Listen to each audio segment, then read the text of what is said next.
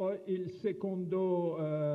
la seconda molla è l'obsolescenza programmata che ci impone di comprare, di rinnovare i prodotti perché non funzionano più, anche se non vogliamo comprare un nuovo computer come è accaduto 2 settimane fa, ma il disco duro è morto, allora per forza ho dovuto comprare un nuovo computer. E questa esperienza l'abbiamo tutto per tutti gli oggetti.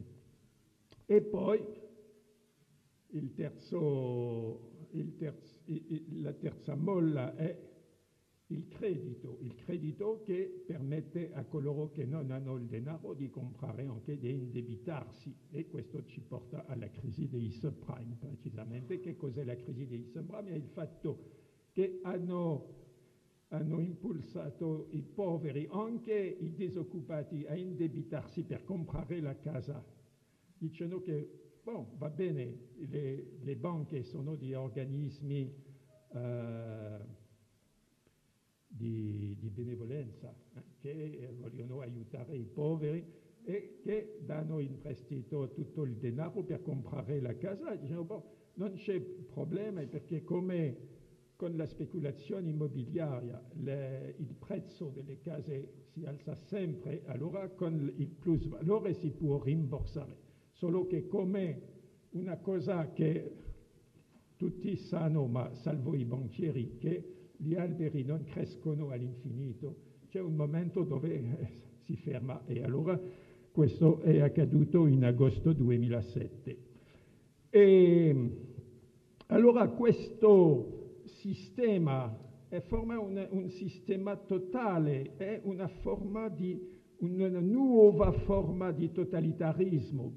Potremmo parlare, naturalmente non si tratta di un totalitarismo vecchia moda come il comunismo, il nazismo, no, un totalitarismo dolce, soft, di cui siamo tutti complici, lo facciamo funzionare. E questo totalitarismo ci porta alla catastrofe perché una crescita infinita è incompatibile, anche un bambino lo saprebbe, ma noi l'abbiamo dimenticato, è incompatibile con un pianeta finito. Basta pensare che con un tasso di crescita, ma un tasso bassissimo che nessun uomo politico oserebbe preconizzare nei suoi discorsi elettorali, un tasso di 2% all'anno, se prolunghiamo a lungo termine la crescita, per esempio dopo 2000 anni, in conseguenza di ciò che l'amico Giorgio Ruffolo chiama giustamente il terrorismo delle interesse composte, allora il prodotto interno lordo sarebbe moltiplicato di 160 milioni di miliardi. 160 milioni di miliardi. Chi può pensare che è una cosa possibile? Cosa significherebbe essere 160 milioni di miliardi di volte più ricco? Consumare 160 milioni di miliardi più di cose non ha senso, è una stupidità totale. Ma tutti dicono crescita.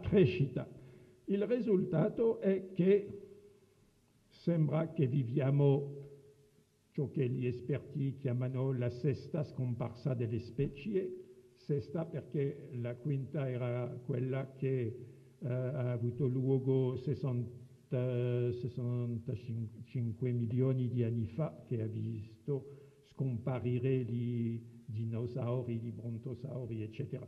Ma nostra scomparsa, la sesta scomparsa, ha 3 differenze con la precedente, e che si svolge con una velocità terrificante, molto più, 20.000 volte di più, che le specie scompariscono con la velocità di 50 a 200 a giorno.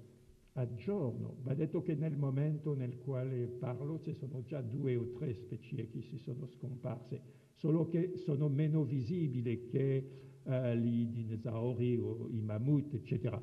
Sono più spesso delle batterie nel sottosuolo della foresta amazzonica. Ma di tanto in tanto c'è una specie più importante, come in questo momento gli api spariscono. Negli ultimi mesi 23 miliardi di api italiani sono morti. Non si sa se a causa dei pesticidi o a causa delle onde elettromagnetiche, ma in ogni modo gli api spariscono. E la seconda differenza è che la sesta scomparsa è generata dall'attività umana e la terza differenza è che l'uomo potrebbe essere la vittima. Lo sarà sicuramente o lo sarebbe sicuramente se continuava su questa strada della società della crescita. Allora,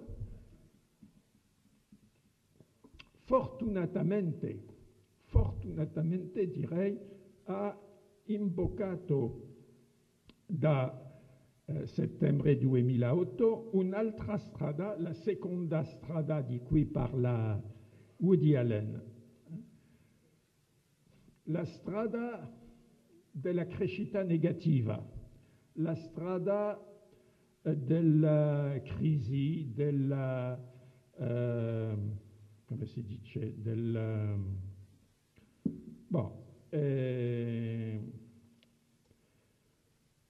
e alcuni, soprattutto dei giornalisti che non hanno letto i buoni libri, dicono ma questa strada è la strada della decrescita e non è una strada felice. Naturalmente non hanno capito un cavolo di che cos'è la decrescita. No, è la strada, la crisi ci porta alla crescita negativa, che è una cosa tutt'altra diversa e che effettivamente è la strada della disperazione, ma forse meglio la disperazione che la scomparsa.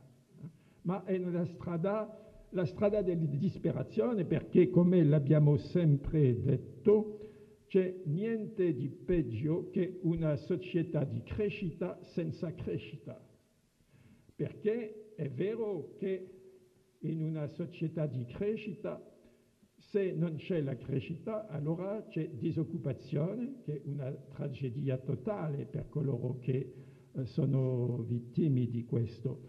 Poi c'è meno denaro per le tasse, eccetera, non si può più finanziare, c'è la crisi finanziaria come oggi la Grecia, poi la Spagna, il Portogallo, ma anche l'Italia, la Francia, tutti i paesi sono minacciati di questa crisi.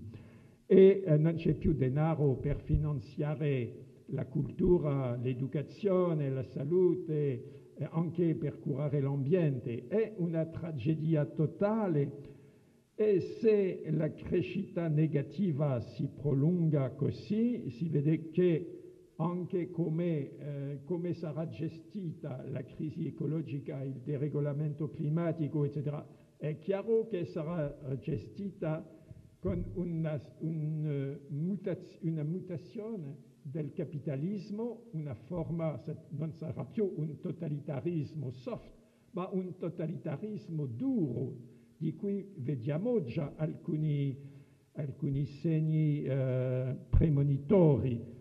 Come sarà gestito il fatto che oggi, lo sappiamo già, anche se la conferenza di Copenaghen non era stata un fallimento, se avevano preso tutte le misure, se avevano deciso, cosa che era impossibile anche nel sogno più forte, deciso di non più ghiacciare una goccia di petrolio, siamo sicurissimi che tra la fine del secolo prenderemo 2 gradi di più.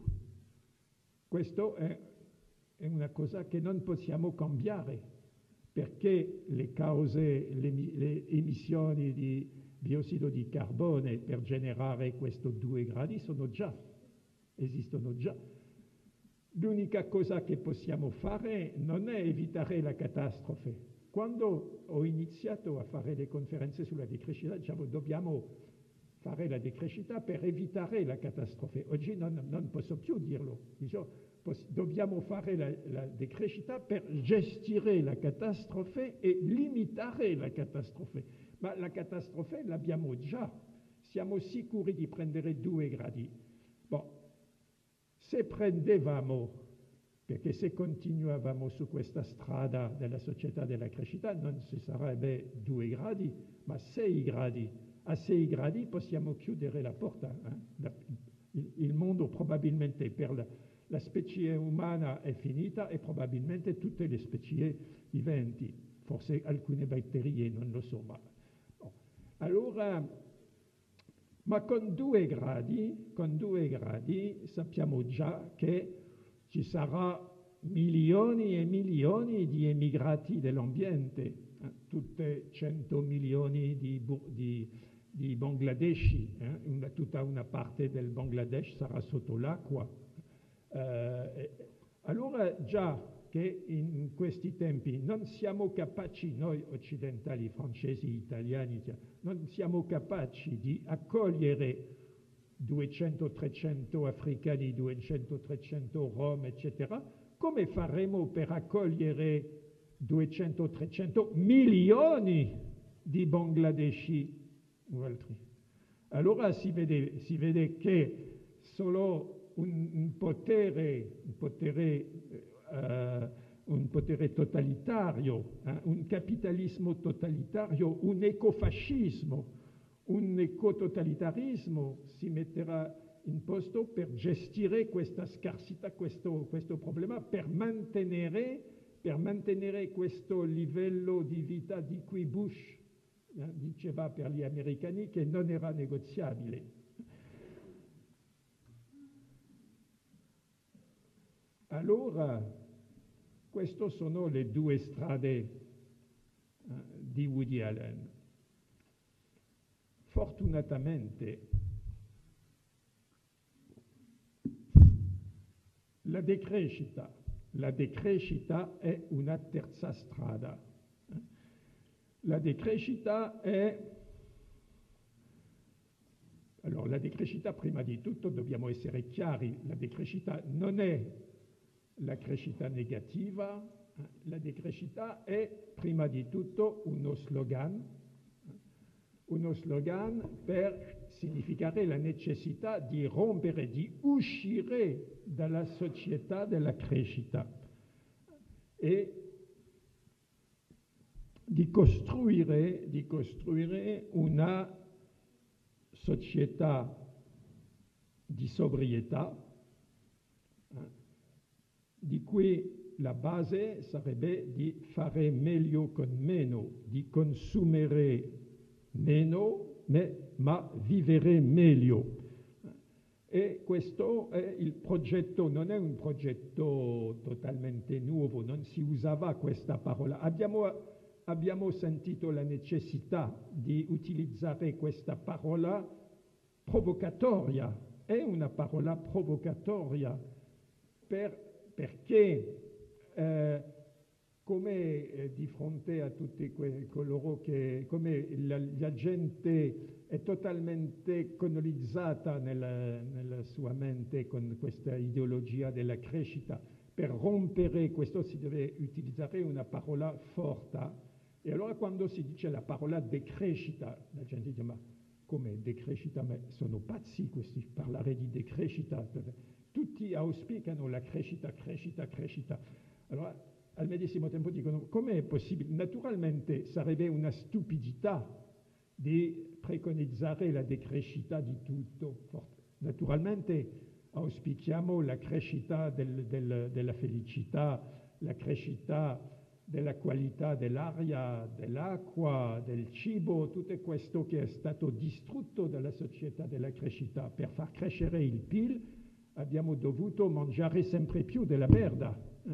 E allora dobbiamo recuperare, fortunatamente domani parlerà qualcuno di slow food, dobbiamo recuperare il buon cibo, il buon aria, la buona acqua, eccetera.